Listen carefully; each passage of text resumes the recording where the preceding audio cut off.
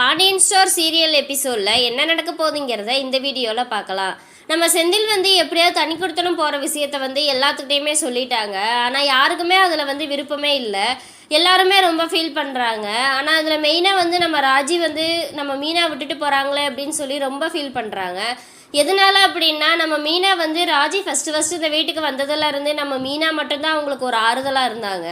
அதனால் மீனாவை ரொம்ப ஃப்ரெண்டாக இருக்கவுமே அவங்க இப்போ திடீர்னு விட்டுட்டு போகவுமே ராஜிக்கு அதில் விருப்பமே இல்லாமல் ரொம்ப ஃபீல் பண்ணிகிட்டு இருக்காங்க. பாண்டியன் என்ன சொல்லிடுறாருன்னா, விடு கோமதி, அவங்க முடிவெடுக்கிற அவங்களோட வாழ்க்கையை பற்றி தேர்ந்தெடுக்கிற வயசு வந்துருச்சு. இன்னும் அவங்க வாழ்க்கைக்கு என்ன தேவையோ அதை அவங்களே முடிவெடுத்துக்கட்டும், நம்ம எதுவுமே சொல்ல வேண்டாம் அப்படின்னு சொல்லி கோமதியை பேச விடாமல் பண்ணிடுறாரு. பாண்டியன்கிட்ட கேட்கவும் பாண்டியனும் அதவே சொல்லிட்டு போயிடுறாரு பேசாமல். கோமதி ஆனால் ரொம்ப ஃபீல் பண்ணிக்கிட்டே அழுதுகிட்டே இருக்காங்க. என்னை விட்டுட்டு போகாது, தயவு செஞ்சு சொன்னால் கேளு செந்தில், உனக்கு இந்த வீட்டில் என்ன குறை? அப்பா அம்மா அண்ணா எல்லாரும் நாங்கள் இருக்கோம்ல, அப்புறம் ஏன் இப்படி விட்டுட்டு போகிறேன்னு சொல்கிற? சொன்னால் கேளு அப்படின்னு சொல்லி எவ்வளவோ எடுத்து சொல்கிறாங்க. இல்லை, நான் முடிவு பண்ணிட்டேன், இனி இதுக்கு மேலே நான் எதையுமே நான் இது பண்ண போகிறது கிடையாது அப்படின்னு சொல்லிடுறாரு. சரின்னு சொல்லிட்டு சரி எல்லாருமே விட்டுறாங்க. அப்புறம் நம்ம செந்தில் என்னன்னா நம்ம மீனாவோட அப்பா அம்மாட்ட வர்றாங்க. இந்த மாதிரி நாளைக்கு நாங்கள் அந்த குவார்ட்டர்ஸில் போய் நாங்கள் பால் காய்ச்ச போகிறோம், நீங்கள் வந்துடுங்க அப்படின்னு சொல்ல போகிறாங்க. அதில் மீனாவோட அப்பா கேட்குறாரு, என்னப்பா என்ன மாப்பிள்ள வீட்டில் எல்லாரும் ஒத்துக்கிட்டாங்களா அப்படிங்கவும், எங்கே மாமா ஒத்துக்கிட்டாங்க, எல்லாருமே ஒரு மனசு இல்லாமல் தான் சொல்கிறாங்க, எல்லாரும் ரொம்ப ஃபீல் பண்ணுறாங்க நாங்கள் விட்டுட்டு போகிறோம் அப்படின்னு சொல்லிட்டு. ஆனால் மீனாவும் அதே மாதிரி தான், எங்கள் வீட்டை விட்டுட்டு வரவே மாட்டேங்குது, உங்கள் பொண்ணு ஒத்துக்கவே இல்லை, ஏதோ சும்மா தான் இரு மனசாக ஒத்துக்கிட்டு இருக்காளே தவிர அவள் முழு மனசோடு அங்கே வரவே இல்லை அப்படின்னு சொல்கிறாங்க. நான் மீனாக்கிட்ட எவ்வளவோ பேசி பார்த்தேன், ஆனால் மீனா கேட்கவே இல்லை. நான் தனி கொடுத்த நான் வரமாட்டேன்னு சொல்லிக்கிட்டே இருந்தா. அதனால தான் நான் மீனாட்ட பேசி பிரயோஜனம் இல்லைன்னு சொல்லி நான் டைரெக்டாக வீட்டிலையே பேசிட்டேன். எல்லாருமே அம்மா ரொம்ப எல்லாம் அழுதுகிட்டு தான் இருந்தாங்க. ஆனால் நான் எதையுமே இது பண்ணாமல் நான் தனியாக போகணுன்னு முடிவு பண்ணிட்டேன் அப்படின்னு சொல்கிறாங்க. சரி விடுங்க மாப்பிள்ள, எங்கள் பொண்ணு இங்கே தனியாகவே இருந்து வளர்ந்துட்டா, அதனால் அங்கே எல்லாரோட இருக்கவுமே அவளுக்கு அது பிடிச்சிக்கிச்சு, அதனால தான் இப்போ வரமாட்டேங்குது, கொஞ்ச நாள் போகட்டும், தனியாக இருந்து நீங்களும் 4 காசு சம்பாரித்து சேர்த்து வைங்க, உங்களுக்கு தான் வாடகை கட்டுற காசு எதுவுமே இல்லை, அதனால் என்ன ஒன்றும் பிரச்சனை இல்லை, அதனால் நீங்கள் காசு சம்பளம் சேர்த்து வைக்கிறப்ப மீனாவாக சொல்லும், பரவாயில்ல தனி கொடுத்தோன்னே வந்தது பரவாயில்லன்னு சொல்லும் அப்படின்னு சொல்கிறாங்க. அப்புறம் சொல்லிவிட்டு அவங்களும் பேசிக்கிட்டு இருக்காங்க.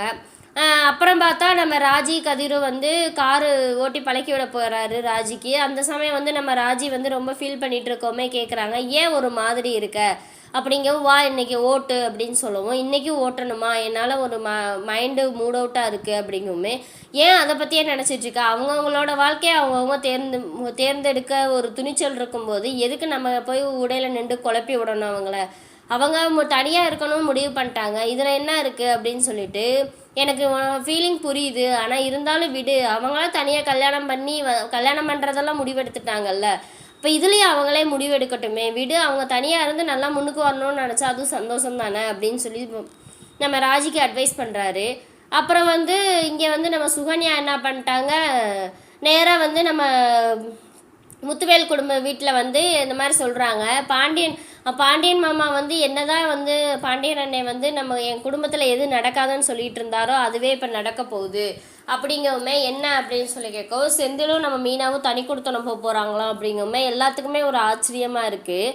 அப்புறம் செந்திலுக்கு நல்ல புத்திசாலி பையன், அந்த குடும்பத்தில் இருந்தால் சம்பாதிக்க முடியாதுன்னு தெரிஞ்சுக்கிட்டு தான் அவன் தனி கொடுத்தனம் போகணுன்னு முடிவு பண்ணிட்டான், என் புருஷனும் தான் இருக்காரு அப்படிங்கும். என் முத்துவேல்கிட்ட கேட்குறாங்க, எங்கள் மாமா எங்கள் வீட்டுக்காருக்கு ஏதாவது ஒரு மளிகை கடை வச்சு கொடுங்களே அப்படிங்கவுமே, நான் சொல்கிற மாதிரி மட்டும் பழனி இங்கே இருக்க சொல்லு, நான் கண்டிப்பாக ஒரு கடை என்ன 10 கடை கூட நான் வச்சு தரேன் அப்படிங்கவுமே, உடனே பழனியோட அம்மாவும் சொல்கிறாங்க, நீ வர சொல்லு, நான் என் மகன்கிட்ட நானே பேசுகிறேன் அப்படின்ட்டு. அப்புறம் அந்த அப்பத்தாவோட பர்த்டே வரப்போகுது அப்படின்னு சொல்லிட்டு நல்லா ஃபங்க்ஷன் மாதிரி கொண்டாடணும் அப்படின்னு சொல்லி எல்லாருமே பேசிக்கிறாங்க. ஆனால் அப்பத்தா அதை மாட்டேன்னு சொல்லிடுறாங்க.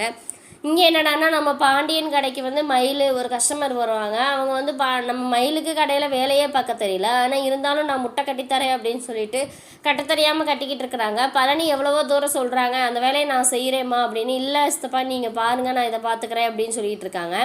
அப்போ மயிலோட அப்பா வராரு. அப்பா வரவுமே பாண்டியன் எந்திரிச்சு வெளியே போயிடுறாரு. போகவுமே நம்ம மயிலோட அப்பா வா குடுமா அந்த வேலையை நான் செய்கிறேன் அப்படின்னு சொல்லிட்டு முட்டையை பூரா கீழே போட்டு உடச்சிட்றாரு.